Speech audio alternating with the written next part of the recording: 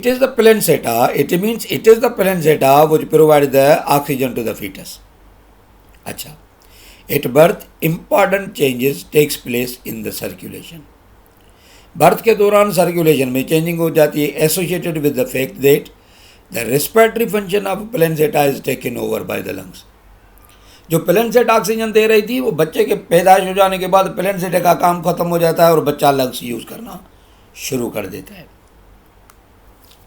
मगर in foetus the umbilical veins convey the deoxygenated blood to the posterior vena cava where enter into the right atrium of the heart. ये जो umbilical card होता है, umbilical card जो होता है वो कनेक्शन मदर एंड बेबी होगा. उसके अंदर umbilical veins जो होती हैं वो डीऑक्सीजनेटेड ब्लड लेके आती है.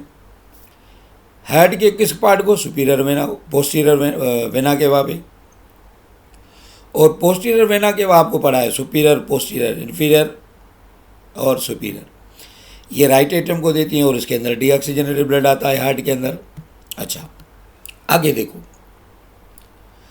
ये राइट एट्रियम में जाता है तो फिर राइट वेंट्रिकुलर में जाएगा, राइट वेंट्रिकुलर लंग्स में जाएगा. मगर बच्चा अभी पैदा नहीं हुआ, माँ के पेट में अंदर है. तो जब एक बेबी माँ के पेट के अंदर होता है उस वक्त उस बेबी के लंग्स, द लंग्स आर फंक्शनलेस.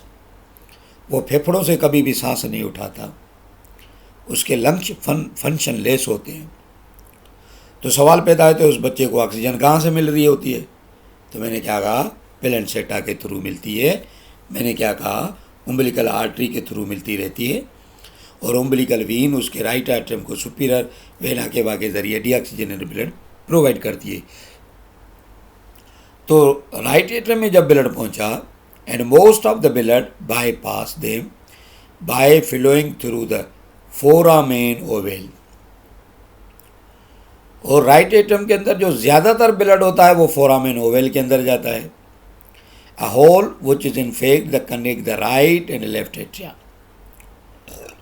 ये एक होल होता है, ये एक ट्यूब होता है जो राइट और लेफ्ट एट्रियम में से ये क्या करता है, कनेक्ट करता है राइट और लेफ्ट एट्रियम.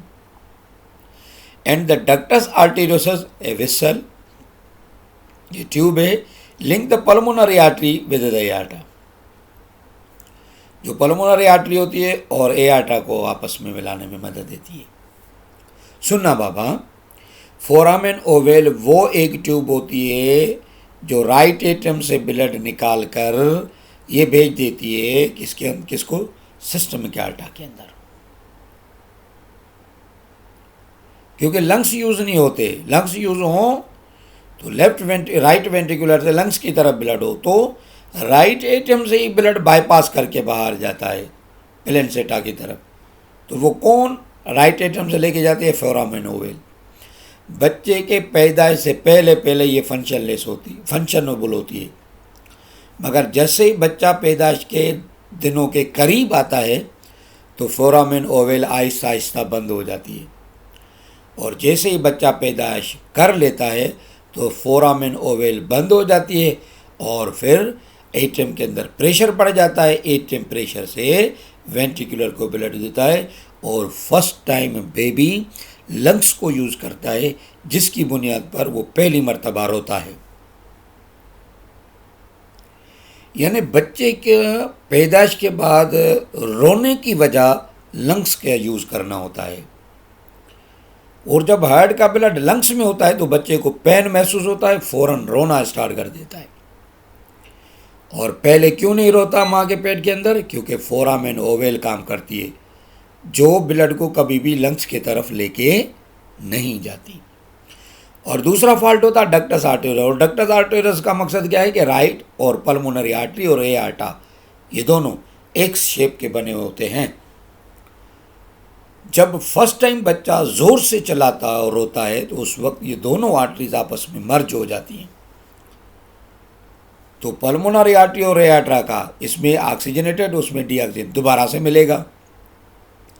तो या तो डक्टस आर्टेरियोसस होगी या एएसडी एंड वीएसडी होती है जिसको साइनसस कहते हैं. It a result of various pressure changes the nerve plexus triggers the principally by the rise in partial pressure of oxygen in blood. When the baby takes its first breath, the foramen ovale and ductus arteriosus close soon after the birth. कहा मैंने ऊपर ductus arteriosus जो आपस में मिलती हैं वो दोबारा से काम करना शुरू कर देती हैं, ये क्लोज हो जाती हैं, और फोरामेन ओवेल भी कंप्लीटली क्लोज हो जाती है। अगर ये दोनों क्लोज ना हो तो ऑक्सीजन डीऑक्सीजन मिलेगी तो बीबी बिल्यू लगेगा, जिसको हम साइनसस कहते हैं।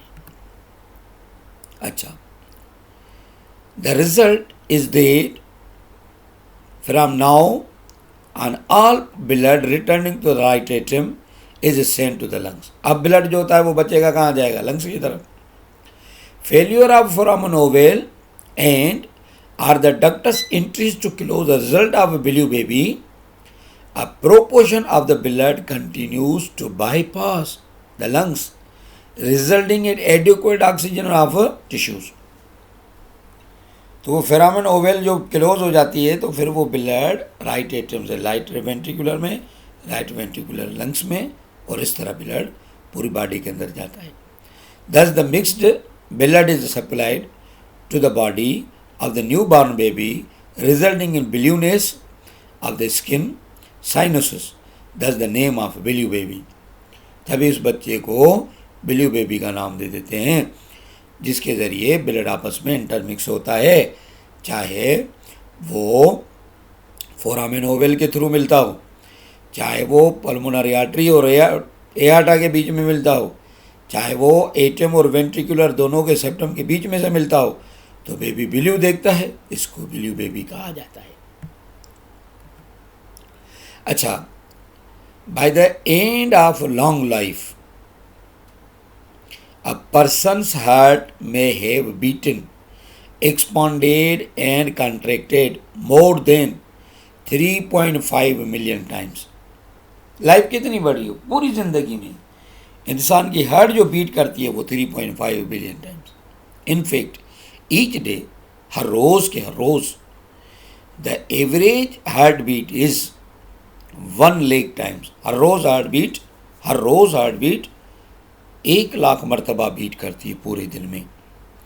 और अगर 1 लाख मरतबा बीट करे तो पंपिंग अबाउट 2000 गैलन्स और 7571 litres of blood is pumped in day. एक दिन में 2000 गैलन ब्लड पंप करती है, एक दिन में 1 लाख मरतबा बीट करती है हार्ट, और पूरी ज़िंदगी में 3.5 बिलियन टाइम्स हार्ट बीट करती है। देख लो बाबा, ये है बिल्यू बेबी सिंड्रोम, और इसको हम कहेंगे it is a medical condition in which the baby turns out blue due to the presence of deoxygenated haemoglobin in blood. ये बच्चे जो होते हैं, इसका लोअर लिप हो, इसकी फिंगर टिप्स हो, इसकी पूरी बॉडी हो या टोज हो, वो अगर ब्लू कलर में नज़र आए तो इसको कहते हैं बिल्यू बेबी। बिल्यू बेबीज़ के बारे में हमने डिटेल से जान लिया कि इसकी क्या वजह होती हैं। ये डिसऑर्डर ऑफ हार्ट होती है। थैंक्स डियर स्टूडेंट, ये it is all about the artificial pacemaker as well as the bilirubin babies. Hope that you will understand it clearly. अगर कोई भी प्रॉब्लम हो और आप ना समझ सकें तो आप इसको बार बार सुने वीडियो को, इसको समझने की कोशिश करें। फिर भी अगर समझ में ना आए तो आप व्हाट्सएप पे मैसेज करके अपनी कन्फ्यूजन को क्लियर कर सकते हैं। ओके, अल्लाह हाफ़िज़ बाबा।